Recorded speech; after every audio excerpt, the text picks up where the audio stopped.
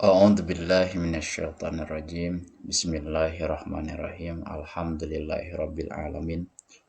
Qala al-muallif rahimahullah wa nafa'ana bihi wa bi ulumihi wa amidna bi asrarih. Rabbi shrah li sadri wa yassir li amri wahlul 'uqdatam min lisani yafqahu qawli ya fattahu ya alim.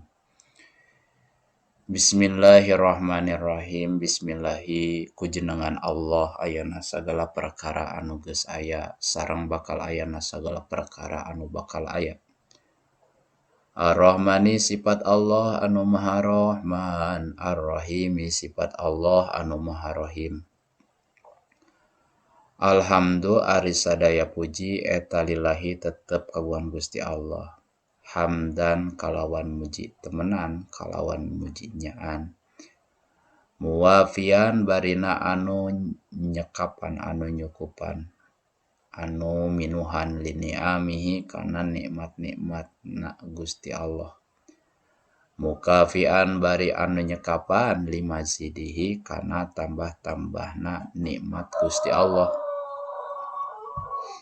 Margi saurna di mana-mana nikmat disyukuran ku Allah ditambihan.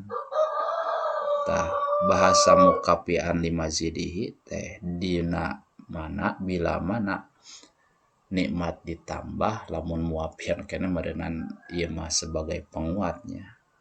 Urang teh tiasa syukuran kana nikmat. Bahkan ketika orang kenging nikmat ti Gusti Allah, teras ku urang disyukuran eta nikmat teh tah syukuran tiasa orang syukuran ka Gusti Allah teh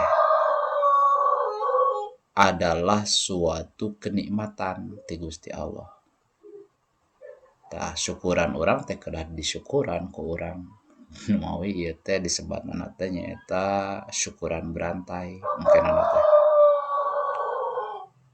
Urang syukuran ka Allah pasihan kanikmatan. Tah tiasa syukuran teh syukuran deui ku urang da eta teh kanikmatan. Tiasa syukuran kana syukuran urang teh eta ge kanikmatan ti Allah sehingga kedah disyukuran ku urang. Teras we urang teh bersyukur sehingga disebat we urang teh jalmi anu kasifatan ku sifat syakur. Syakur teh nyaeta jalmi anu kacida tukang syukuranana. Wassalatu sareng ari rahmat wassalamu sareng kasalamatan kawilujengan ala sayyidina mugi tetep ka junjunan urang sadayana Gusti urang sadayana Muhammadin nyaeta Kanjeng Nabi Muhammad wa alihi sareng kulawargina Kanjeng Nabi wa sahbihi sareng para sahabatna Kanjeng Nabi wa junudihi sareng pirang-pirang tentara pasukan Kanjeng Nabi. Maksudna mah umatna Kanjeng Nabi. Hadza ari ieu anu hadir dina manah ajengan muallif eta mah perkara istaddat anu kacida pisan ilaihi kana eta perkara naon hajatur ragibin kapriyogian jalmi-jalmi anu cinta. Ieu teh perkara anu memang sangat dibutuhkan gitu. Fi takmilati tafsiril Qur'anil Karim dina nyampurnakeun kana tafsir Al-Qur'anul Karim. Alladzi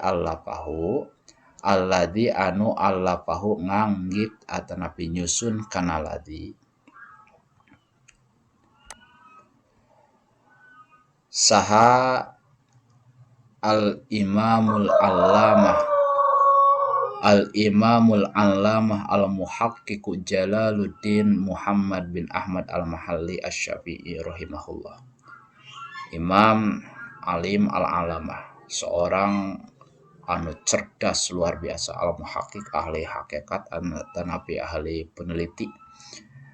Jalaluddin Muhammad bin Ahmad, Muhammad putra Ahmad Al-Mahalli. bangsa mahal.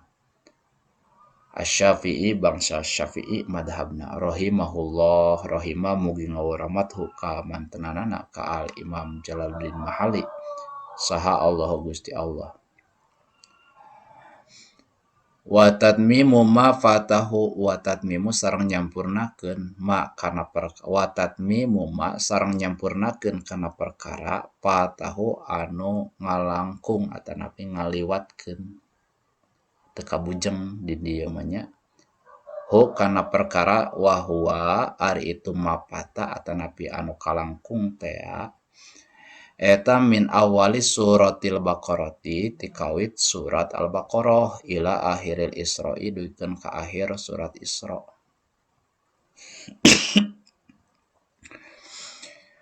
Memang Imam Jalaluddin Muhammad bin Ahmad al-Mahalli anjeunna nganggit kitab atanapi nyusun ieu tafsir teh ti kawit anu bangsa Makkiyah heula nyaeta ti surat Al-Kahfi dugikeun ka akhir surat An-Nas gitu. Ka akhir heula kitu dibagi dua ku anjeunna teh. Barang bade ngawitan ti surat Al-Fatihah, rengse surat Al-Fatihah anjeunna kabujeng dipundut ku Gusti Allah sehingga kitabna teh teu acan rengse.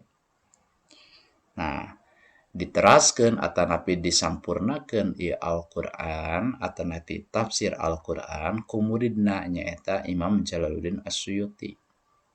Sehingga itu ieu tafsir teh dikarang ku guru jeung murid nyaeta Imam Jalaluddin Al-Mahalli sareng Imam Jalaluddin As-Suyuti disebat we dua jalal atanapi jalalain gitu, jalalain.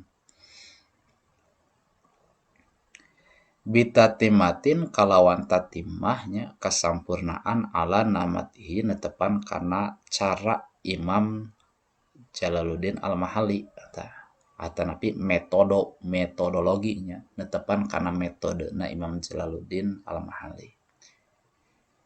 Min dzikrima tina nutur kana perkara yubhamu anu bisa dipaham bihi kalawan perkara naon kalamullahi ta'ala kalamna Gusti Allah ta'ala. Wal intimadi atanapi intimadu di dalam mubtada deui wal intimadu sareng ari teteganan eta ala arjahil aqwali netepan kana pangrojeh-rojehna pirang-pirang kaul jadi pangkuat-kuatna pirang-pirang kaul. Wa irabu ma sareng ngeraban kana perkara yahtaju anu priogi yahtaju anu priogi ilahi kana itu perkara. Maksudna memang penting kalamullah untuk di erabnya. Wa tanbihun sareng ngelingan atau aya peringatan alal qiraati kana pirang-pirang qiraat al mukhtalifati anu berbeda-beda al masyhurati anu kamasyhur. Maksudna dina aosan memang kenana teh Imam Jalaluddin As-Suyuti sareng Imam Jalaluddin Al-Mahalli teh sok nyempilkeun atanapi nyelapkeun kana ikhtilafna ahli qiraat gitu, perbeda-bedaanana.